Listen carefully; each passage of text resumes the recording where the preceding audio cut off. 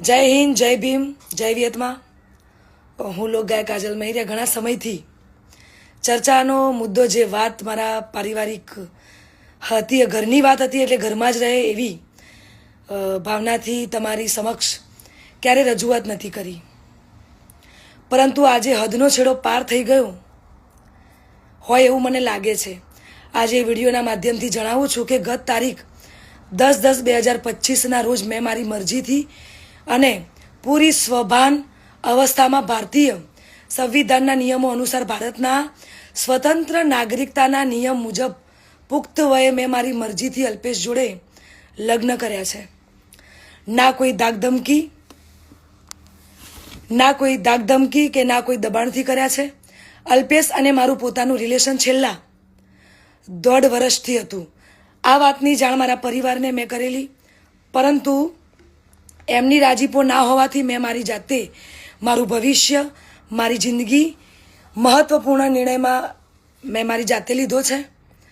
એ બાબતે મારો પહેલો ઘણો કે છેલ્લો ઘણો જવાબ આજ રહેશે અને આજ હશે. તો ખાસ જણાવું છું કે અમે બંને રાજી ખુશીથી રહીએ છીએ.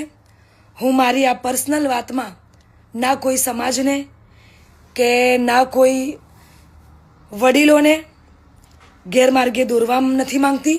એટલે હું સનાતન ધર્મમાં માનું છું અને સનાતન ધર્મ પ્રેમી જનતા પાસે સાથ અને સહકાર માગું છું.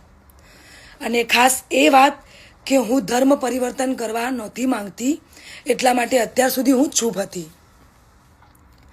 આ નિર્ણય પર અડગ રહી છું એનું કારણ કે હું સનાતની છું અને મારા પરિવાર દ્વારા અલ્પેશ અને મારા પર જે આક્ષેપો નાખવામાં આવ્યા છે, અલગ અલગ ધમકીઓ, મારી નાખવાની, ઉપાડી દેવાની, આ બધી ધમકીને અને ખાસ કે મારા સાસરે એટલે કે શેરથા જઈને જેમ તેમ બોલી અને ધમકીને આપી બધી વાહિયાત વાતોથી કંટાળીને તમને બધાની વિડીયો દ્વારા જણાવું છું.